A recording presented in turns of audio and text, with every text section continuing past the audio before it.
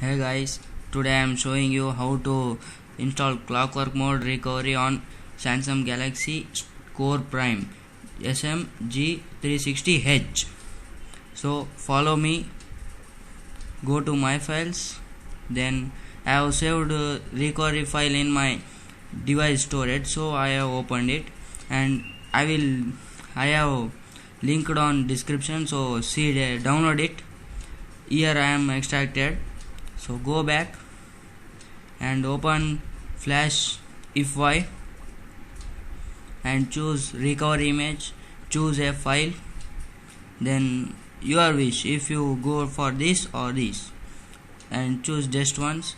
Go to storage and choose storage 0 for for internal one. For external, go to external SD card and choose the recovery file. Here it is, and click on yup. So it is flashing, and click on reboot.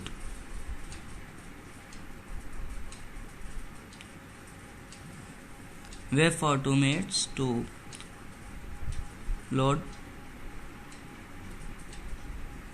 So it is successfully done. So thank you, subscribe my channel. Thank you so much.